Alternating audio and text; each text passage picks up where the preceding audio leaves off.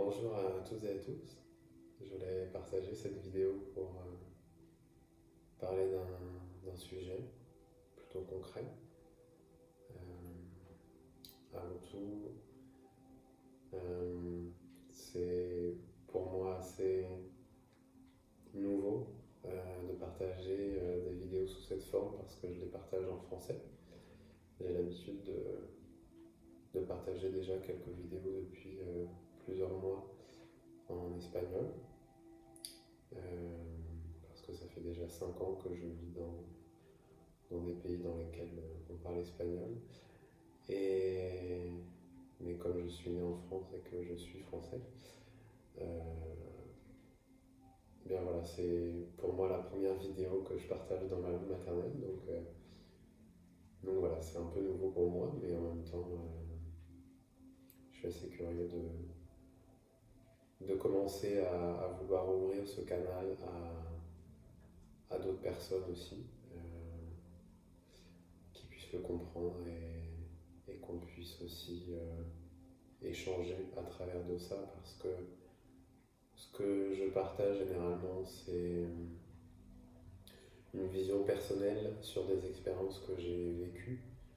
Donc pour moi, le but n'est pas de vendre une théorie comme étant la seule et unique possible, réelle ou vraie, mais tout simplement de pouvoir partager un point de vue qui est du coup personnel, mais qui est aussi partagé à travers d'une expérience qui a été vécue et qui permet tout simplement d'alimenter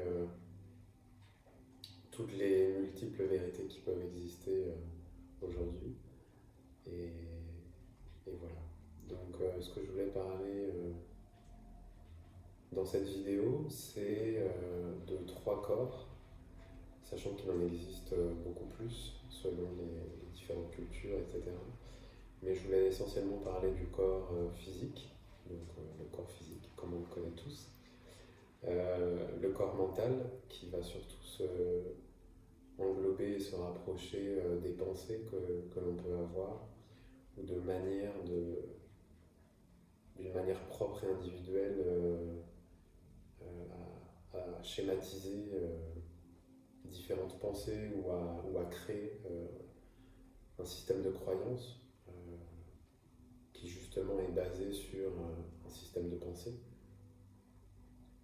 Et le troisième corps, c'est le corps émotionnel. Donc c'est les émotions que l'on va ressentir, que l'on va vivre, que l'on va exprimer ou non.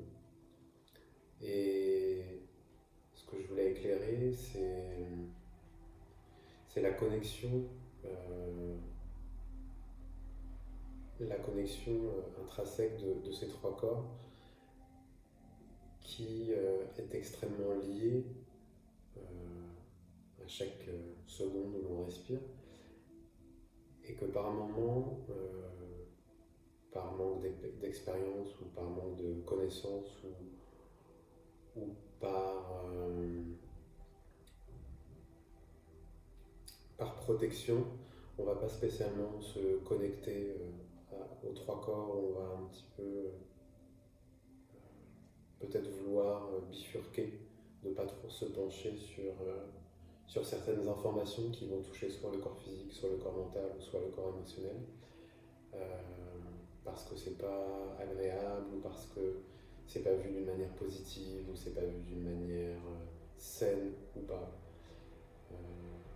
Généralement, la structure sociale, notre éducation, notre culture nous influence énormément dans, dans le fait de si on s'y penche ou pas. Mais aussi le manque d'information, le manque de pratique. Et là où je voulais en venir, c'est que ça a été pour moi, et ça l'est toujours, puisque c'est du coup quelque chose que j'ai entièrement normalisé, et c'est aujourd'hui un outil extrêmement profond et à la fois simple à mettre en place. C'est quand, par exemple, il y a une douleur physique qui apparaît, ou quand il y a une émotion positive ou négative, simplement pour pouvoir l'observer, euh, c'est de prendre un certain recul et de comprendre un petit peu le triangle qui est présent à chaque fois entre j'ai une pensée et cette pensée m'apporte une émotion et cette émotion se lie et se ressent à l'intérieur de mon corps physique. Euh, mais ça marche aussi dans l'autre sens, bien évidemment. Par exemple, on va avoir une douleur, on va avoir une partie de notre corps qui est toujours en tension, ou qui a tendance à se bloquer, ou qui nous fait toujours un petit peu mal. Euh, c'est généralement, on peut l'approfondir ça en biodécodification, ce qui n'est pas mon domaine, mais j'ai lu un petit peu là-dessus et je trouve que c'est un outil extrêmement intéressant pour essayer de mettre des mots sur ces douleurs, euh, mais de se rendre compte que justement les mots du corps, les mots physiques, ont une interprétation émotionnelle, donc qui généralement une émotion que l'on ne va pas spécialement se donner la possibilité d'exprimer, ou alors ou alors cette émotion qui va être extrêmement répétée, mais du coup d'une manière un peu déséquilibrée dans notre vie sur une courte ou longue période, va nous amener cette douleur physique. Et c'est aussi intéressant de se rendre compte que nos schémas de pensée, donc le fait d'avoir une pensée répétitive va créer des schémas de croyance, mais va aussi créer une manière d'identifier la vie, d'identifier nos relations, d'identifier tout ce que l'on va pouvoir observer, pouvoir vivre dans notre vie. Et on va adapter en fait telle pensée à telle émotion. C'est-à-dire que eh bien, penser que telle personne de mon entourage, elle, elle fait telle ou telle chose, ça va me générer une certaine émotion. Et du coup, euh, c'est pas de la faute de cette personne. C'est pas parce que cette personne fait telle ou telle chose que ça génère de la colère. C'est parce que moi, ma manière de penser fait que j'identifie que ce que fait cette personne, ça réveille en moi une certaine colère. Mais ça ne veut pas dire que ce que fait la personne, c'est l'émotion de la colère. C'est simplement que cette colère, elle est en moi. Et ce que fait cette personne, ça met en lumière en fait, cette émotion qui se ressent à ce moment-là. Donc c'est assez nouveau pour un certain groupe de personnes, ce genre de vision, parce que c'est pas la vision dans laquelle on peut être habitué dans notre culture en Occident. Euh, il m'arrive de rencontrer, ce qui a été beaucoup mon cas pendant plusieurs années, de rejeter la faute sur les autres, c'est-à-dire que cette personne, elle fait ci, elle fait ça, ou elle dit telle ou telle chose, et du coup ça m'énerve, et c'est de sa faute. Ben non, en fait, cette personne, elle a le droit de s'exprimer. Alors bien évidemment, il y a toujours des frontières. Euh, je ne le dis pas d'une manière radicale, il y a bien évidemment des cas où il y a des personnes qui vont beaucoup trop loin et ça peut générer de la colère en nous parce que ces personnes peuvent dépasser les bornes, bien évidemment. Mais du coup, là aussi, il est de ma responsabilité de savoir mettre des limites. Pourquoi je ne sais pas mettre de limites face à cette personne et pourquoi cette personne envahit mon espace qui fait que je ressens telle ou telle émotion. Ça peut être le sujet d'une autre vidéo. Mais du coup, c'est un petit peu voilà, ce que je voulais, dans le sujet dans lequel je voulais rentrer aujourd'hui, c'était d'identifier ça,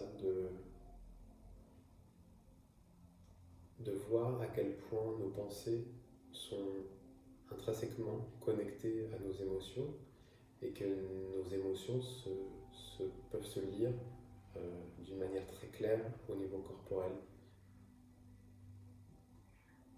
Et comme je le disais juste avant, de pouvoir le lire dans l'autre sens dès qu'on a une douleur physique. Des fois, ça peut être lié parce que j'ai fait beaucoup d'activités ou parce que j'ai fait quelque chose que j'ai pas l'habitude de faire avec mon corps, etc. Mais là encore une fois, même moi dans ma propre expérience, par exemple, quand j'exprime beaucoup de choses à travers du corps en mouvement, de la danse, différentes activités physiques, et il y a toujours un endroit, quand je force un peu trop, qui revient et qui se contracte et qui retient des tensions. Et c'est toujours le même endroit. Et on a toujours, on a quasiment tous un point faible, un ou plusieurs. Et c'est intéressant de pouvoir, premièrement, l'observer, en avoir conscience, et aussi de pouvoir identifier un petit peu ce que ça peut cacher, et,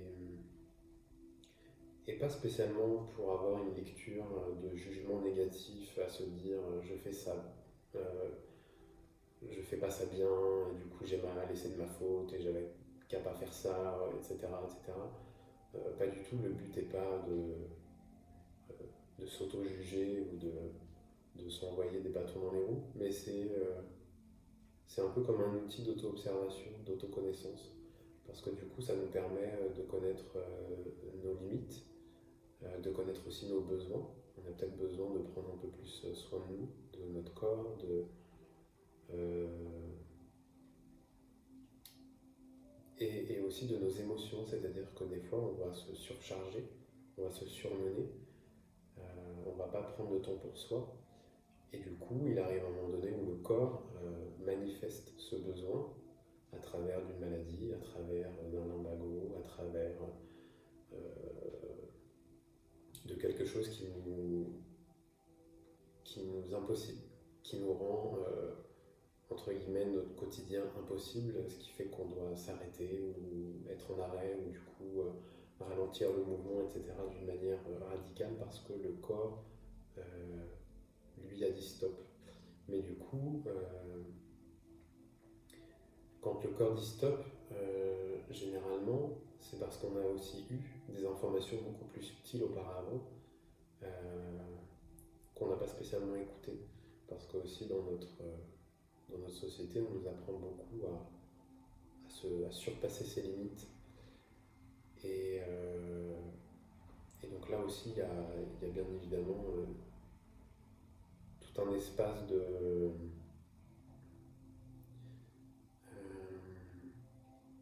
je dirais que c'est intéressant de surpasser ses limites jusqu'à un certain point en fait. Parce que surpasser ses limites, ça apporte beaucoup de confiance, ça nous permet aussi d'être plus performants, ça nous permet de rentrer beaucoup plus en profondeur dans une pratique, dans notre travail, dans nos passions, etc. etc. Mais jusqu'où cette limite nous affecte émotionnellement parlant et nous affecte physiquement parlant et aussi mentalement parlant.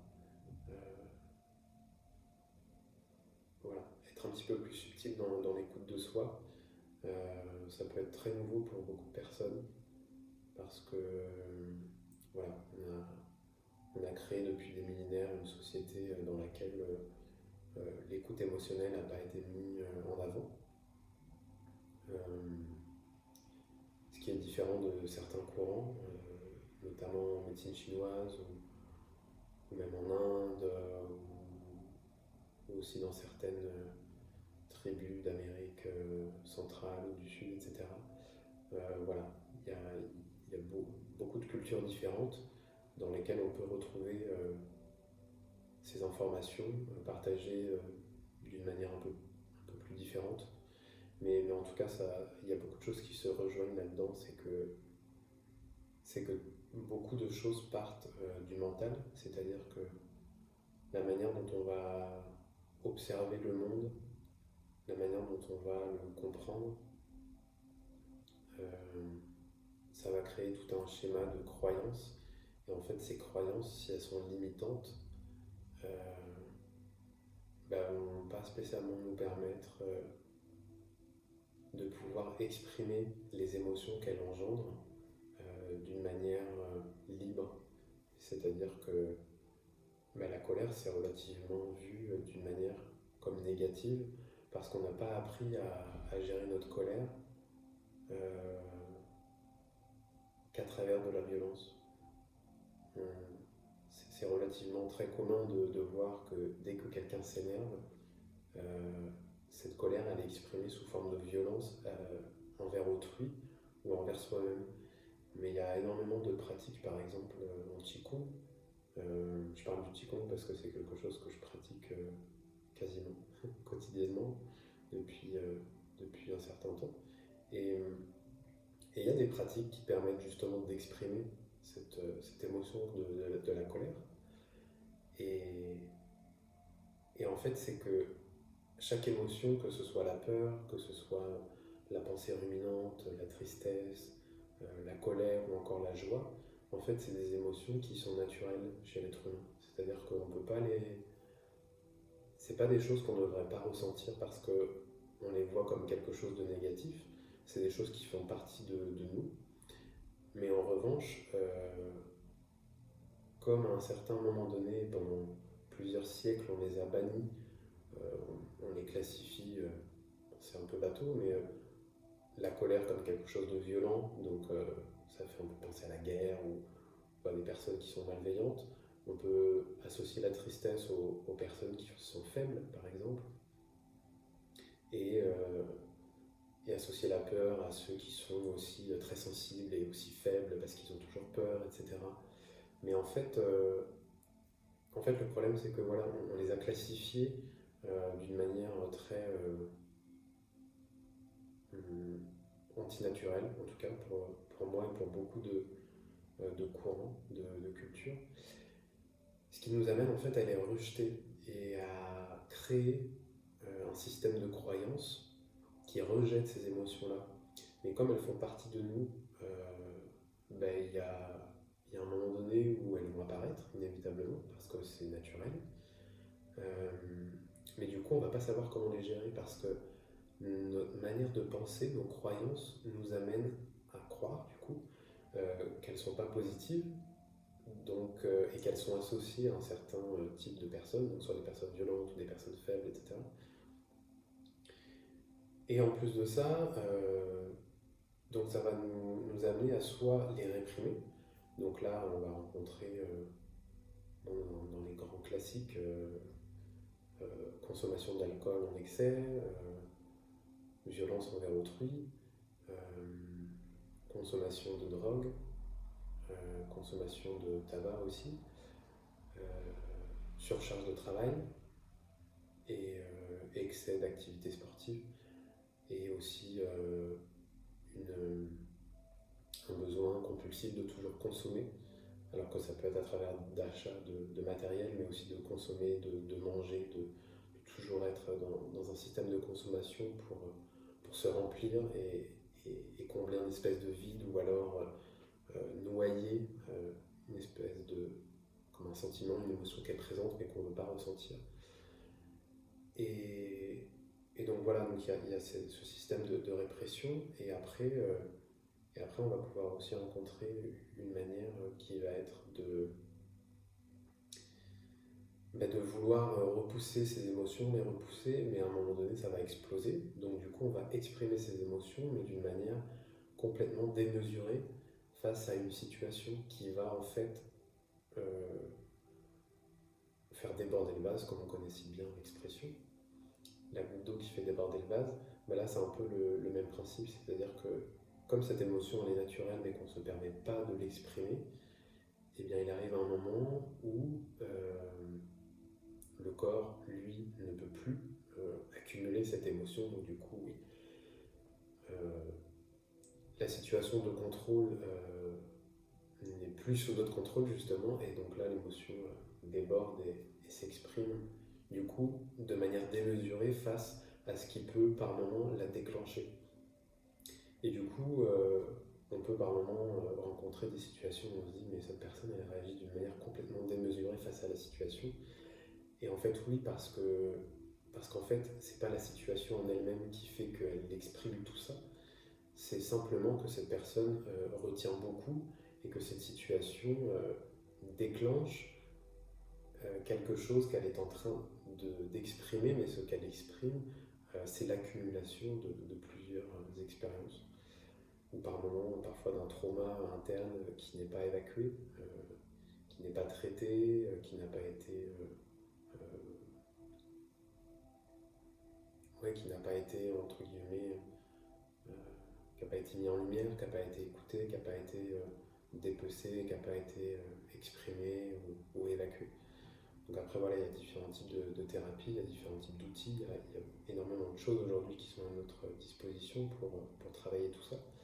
Mais du coup, ce que je veux aussi partager par rapport à ça, c'est que c'est important de se rendre compte que, que par moment, on a un système de croyance qui justement nous amène à avoir un système de comportement automatique face à nos émotions, qui sont donc de les réprimer ou qui sont donc de les étouffer, du coup de passer à autre chose et de ne pas y penser. Et il y a un moment donné où tous les mois, tous les 4 mois, ou toutes les semaines, ou tous les ans, on va avoir une espèce de crise ou une espèce de volcan euh, qui va du coup s'exprimer, qui va être incohérent face à la situation qui nous fait déclencher cette espèce de mouvement. Et, et du coup, on va l'exprimer, ça va nous apporter énormément de questionnements, ça peut nous apporter de l'inquiétude, ça peut nous apporter tout un tas de choses, parce que c'est tellement extrême qu'on se dit waouh, mais qu'est-ce qui se passe quoi. Et, et du coup, par moments, ça m'arrive d'observer, d'entendre, et je l'ai aussi vécu, c'est d'essayer de trouver une manière de contrôler ça. Et donc là encore, ben, pour justement avoir expérimenté, le fait de vouloir contrôler et ensuite le fait d'avoir mis en place un système de prise en charge de mes propres émotions, de mon passé, de mes traumas, etc., pour traiter tout ça et pour réellement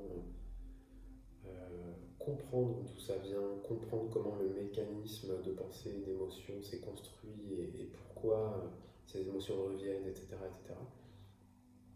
Mais il y a encore beaucoup de personnes qui essaient de vouloir contrôler ça. Et, et voilà, je pense que pour moi, en tout cas, c'est important de revoir un petit peu ce système-là parce qu'il est impossible de contrôler les émotions. Euh, ce qui est beaucoup plus naturel et organique, ce serait de trouver une manière de comment les exprimer d'une manière saine euh, au moment où elles arrivent et non pas de ne pas apporter d'importance aux petits détails qui nous amènent par moments à sentir de la frustration, de la tristesse, de la colère, de l'anxiété, du stress, etc., etc. Et réellement de pouvoir donner de la place à tout ça parce que ben en fait voilà, on imagine une boîte dans laquelle on met des petits cailloux et puis ben, on se rend compte qu'elle se remplit cette boîte, mais on se dit non, mais je la viderai plus tard, mais pour l'instant je la remplis. Ben, après, il arrive un moment donné où du coup la boîte ben, elle est vraiment pleine, alors que la boîte elle a besoin d'être vide ou à 10% pleine, mais pas, pas à bord. Et du coup voilà, mais comme il y a des petits cailloux qui viennent régulièrement, ben, la seule solution qu'on a c'est de tout vider d'un coup. Ben, là c'est un peu le même principe quoi. C'est parce que des émotions, on ne peut pas les contrôler, on ne peut pas les arrêter en fait, parce qu'on est des êtres humains. Donc à partir du moment où on a des pensées, à partir du moment où on vit des choses dans nos vies, des expériences, des conversations, si on va au travail, si on va n'importe quoi, il y a des émotions, on va en vivre peut-être plus d'une centaine par jour, c'est même beaucoup plus. Mais donc du coup voilà, chaque émotion en fait répercute quelque chose sur notre corps, mais comment nous on peut réguler notre corps en fonction des émotions qu'on va vivre. Donc le but c'est pas de... Alors bien évidemment il y a certaines expériences qui nous apportent beaucoup trop d'émotions fortes. Donc là c'est à se demander est-ce que ça vaut vraiment le coup de continuer à vivre ces échanges, ces expériences, etc. parce que est-ce que ça m'apporte réellement du bien ou pas. Euh, Parfois, il y a le système de croyance qui rentre en ligne de choc, qui fait que ça augmente euh, les émotions, mais par moments, il y a voilà, des situations qui sont tout spécialement pas faites pour nous, parce qu'elles sont pas saines et parce qu'elles nous font pas du bien, et voilà, le but c'est quand même d'être heureux et de vivre sereinement. Mais du coup, il y a aussi ce côté-là de se dire, enfin c'est normal d'être en colère, et même si je fais un travail énorme en écoutant mon corps, en méditant, en faisant des activités, etc., euh, c'est normal d'être énervé quand ça circule pas sur la route, par exemple, ou quand mon voisin fait ci, ou quand mes enfants ou une personne de ma famille dit des choses, ça m'énerve. Bon, bah ok, c'est normal de ressentir des émotions, le but étant pas d'être maître bouddhiste et d'être dans un état de méditation profonde, bien évidemment. Mais du coup, quels sont les outils que je peux mettre en place dans mon quotidien, ou toutes les semaines, ou le plus souvent possible au moment où j'en ai besoin, pour, pour être beaucoup plus serein émotionnellement parlant, et pour éviter d'avoir justement des maux physiques euh, qui généralement, quand on les écoute pas, on fait avec. Alors ça c'est aussi très connu dans notre culture. Oh mais c'est un petit bobo, ça m'empêche pas de bouger, ça m'empêche pas de faire ceci, ça m'empêche pas de faire cela. Donc on s'habitue à ce petit bobo, on va adapter notre structure physique à ce petit bobo. Donc admettons, on va avoir mal ici, on va mettre un peu plus d'appui sur la jambe droite. Et 10 ans plus tard, ben, on va avoir un problème au genou droit, par exemple, parce que là il y a un vide, et du coup on a été demandé beaucoup plus de force et de présence à la partie qui, elle, n'a pas de vide, mais du coup ça nous apporte un vide de plusieurs années à cette partie-là. Donc après, voilà, donc le corps, bien évidemment, c'est une machine extraordinaire parce qu'il s'adapte très bien jusqu'à un certain moment.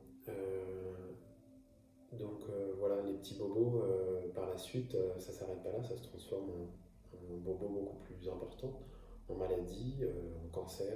euh, voilà, ça se développe. Donc voilà, c'était simplement pour parler. Je pense que je pourrais vraiment continuer des heures parce que c'est un sujet qui est très ample, qui en plus moi me touche de près parce que j'étudie euh, la médecine traditionnelle chinoise, et du coup on parle du corps physique, on parle des émotions, euh, et de comment tout est relié justement. On parle de la théorie de la globalité, et c'est vraiment de prendre un être humain dans son ensemble, avec son histoire passée, avec son histoire du présent, avec son environnement, avec tout ce qui constitue en fait cet être humain qui est unique, et qui a une manière de fonctionner, et on est tous différents.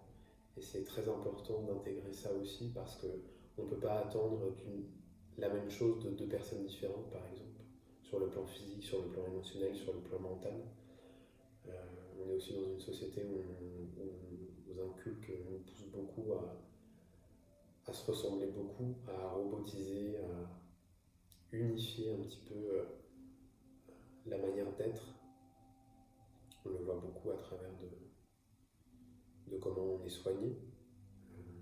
On a un seul médicament on a un médicament pour un symptôme, alors qu'en médecine chinoise, un symptôme euh, peut être la cause de différentes choses. Donc en fait,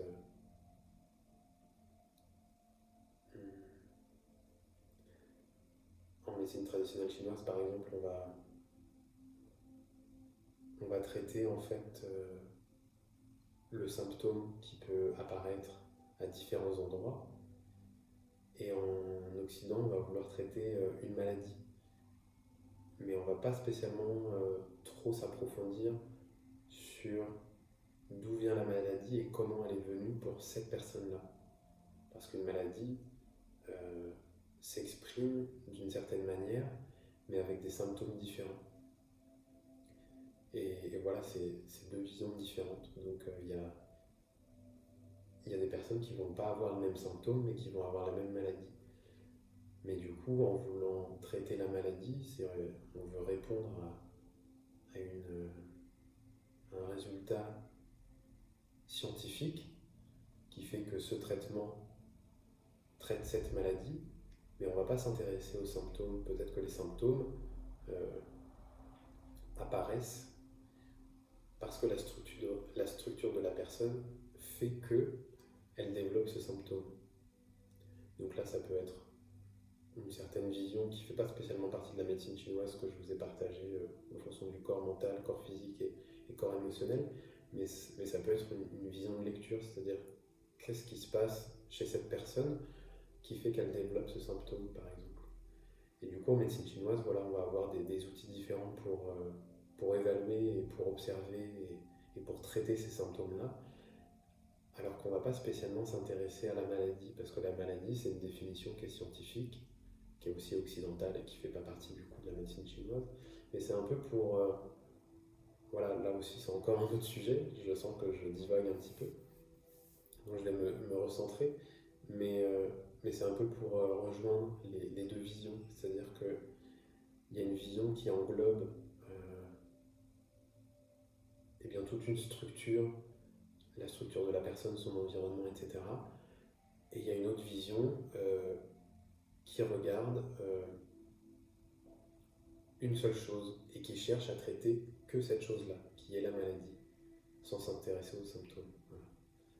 Il y a un exemple qui illustre très bien cela, qui me vient d'une personne, j'ai oublié son nom, mais qui partage aussi de la médecine traditionnelle chinoise, un monsieur.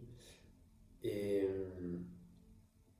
en fait, par exemple, donc une maison qui va avoir de l'humidité, donc